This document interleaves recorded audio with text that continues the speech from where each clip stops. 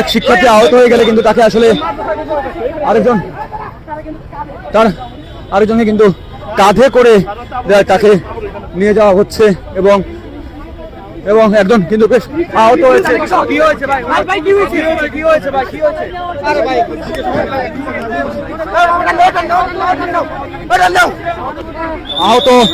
আহত একজন শিক্ষার্থীকে কিন্তু তাদের সহপাঠীরা ধরে কিন্তু তাকে হাসপাতালে নিয়ে যাচ্ছে এবং যেখানেই শিক্ষার্থীদের জমায়েত দেখছে পুলিশ কিন্তু আসলে অপ্রীতিকর ঘটনা এড়ানোর জন্য কিন্তু ছত্রভঙ্গ করে দেওয়ার চেষ্টা চালাচ্ছে।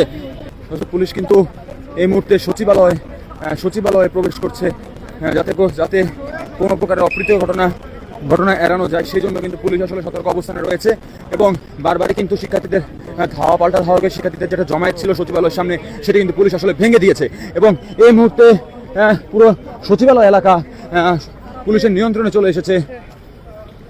সচিবালয় থেকে কিন্তু দর্শক শিক্ষার্থীরা কিন্তু সচিবালয়ে যে একটি গাড়ি ভেঙেছে এটি ভাঙচুর করা গাড়ি কিন্তু আসলে সচিবালয়ের সামনে থেকে বের হচ্ছে। সচিবালয় যে গ্লাসটি রয়েছে সেই গ্লাসটি কিন্তু আসলে শিক্ষার্থীরা ভেঙে দিয়েছে এবং বেশ কয়েকটি গাড়ি, এই গাড়িটি আসলে কার? এই গাড়িটি কার? অগ্রণী ব্যাংকের গাড়ি। দর্শক আসলে অগ্রণী ব্যাংকের গাড়িটি কিন্তু আসলে শিক্ষার্থীরা ভেঙে ফেলছেন এবং এই গাড়িটি কিন্তু কিছুক্ষণ আগে সচিবালয়ের সামনে থেকে বের হয়েছে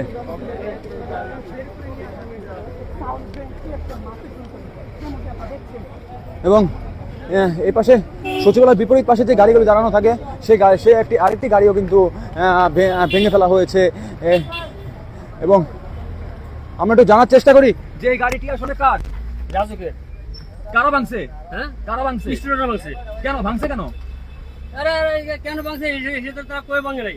পুলিশের গাড়িও ভাঙছে, এখানে জেডি পাশে সব গাড়িগুলি ভাঙছে। ওকে, ধন্যবাদ। দর্শক, রাজুকের আরেকটি গাড়ি কিন্তু শিক্ষার্থীরা ভেঙে ফেলেছে, অর্থাৎ সচিবালয়ের সামনে রাস্তাটি যে পার্কিং করা ছিল সেই গাড়িটি কিন্তু তারা শিক্ষার্থীরা ভেঙে ফেলেছে। সচিবালয় কিন্তু কোস্টগার্ড, সেনাবাহিনী, পুলিশ, তারপর র্যাব সদস্য যৌথ বাহিনী কিন্তু সচিবালয়ের সামনে অবস্থান করেছে যাতে স্পর্শকাতর জায়গায় যাতে কোনো রকমের অপ্রীতিকর ঘটনা যাতে না ঘটে সেটি কিন্তু আসলে দেখার জন্য কিন্তু পুলিশের পক্ষ থেকে, প্রশাসনের পক্ষ থেকে করা নিরাপত্তা ব্যবস্থা জোরদার করা হয়েছে।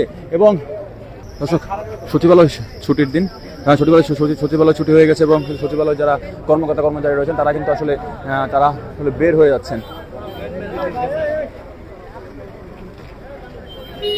এবং থমথমে অবস্থা বিরাজ করছে সচিবালয় এলাকায়। পুলিশ কিন্তু আবারও পল্টন মোড়ে তারা অবস্থান করেছে এবং দর্শক, আমার কাছে এই শিক্ষার্থীদের শিক্ষা উপদেষ্টা এবং শিক্ষা সচিবের পদত্যাগের দাবিতে তারা সচিবালয় ঘেরাও করেছে, তারা সচিবালয়ের সামনে অবস্থান করেছিল এবং তারা সেখানে সচিবালয় ঢুকে তারা বেশ কয়েকটি গাড়ি ভাঙচুর করেছে, রাজুকের গাড়ি সহ বেশ কয়েকটি সরকারি গাড়ি তারা ভাঙচুর করেছেন। আমার কাছে এখন পর্যন্ত সচিবালয়ের সামনে থেকে এই ছিল সবশেষ তথ্য।